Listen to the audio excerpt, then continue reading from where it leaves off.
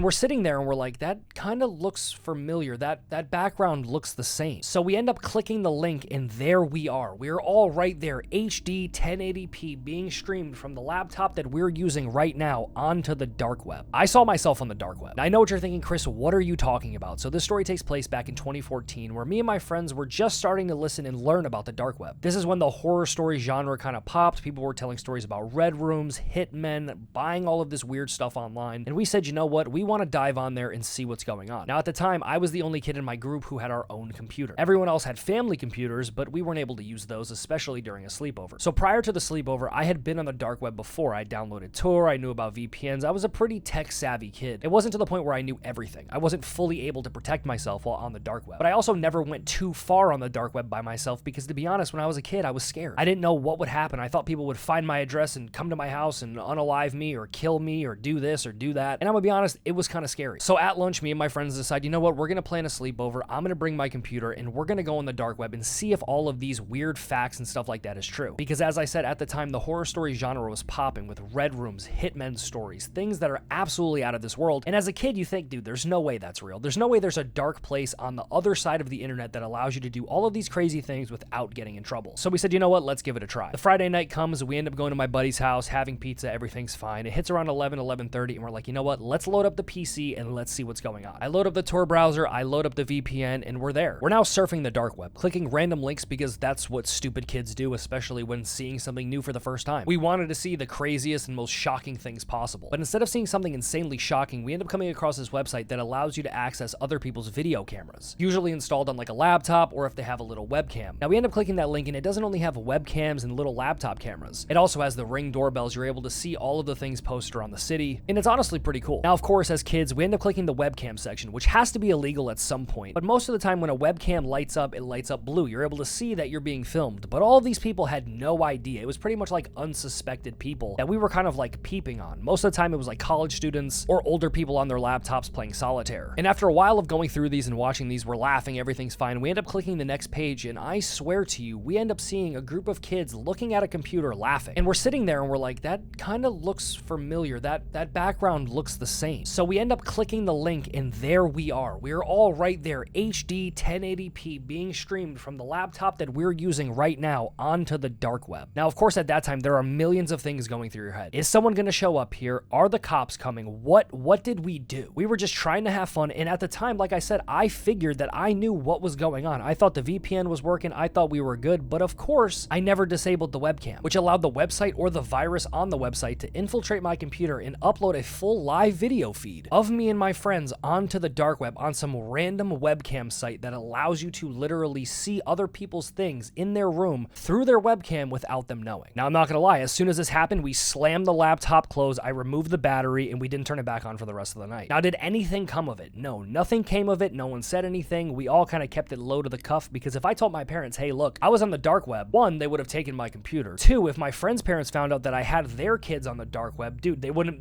wouldn't be able to hang out anymore. Now, I'm gonna be honest, that was probably one of the scariest things that's ever happened to me on the dark web because of the fact that we had no idea what was going on. We were just unsuspected kids just surfing the dark web for fun, came across a website, not thinking of anything, and then bam, all of a sudden we are now on the dark web. And I'm gonna be honest, it was terrifying. But that is one of the first times I've ever surfed the dark web and one of the scariest stories that's happened to me on the dark web. Obviously, there's some more crazy stories that I have, but I kind of wanted to let you guys know, like, look, I'm gonna try the story time thing. I enjoy it. If you guys have stories that you want to submit, I would love to start telling your guys horror stories in this style because this is a lot of fun. But hopefully you guys did go and enjoy today's video, and if you did, don't forget to drop a like on it, comment down below what else you guys want to see on the channel. And with all of that being said, guys, my name is Chris, and of course, I will catch you guys in the next one.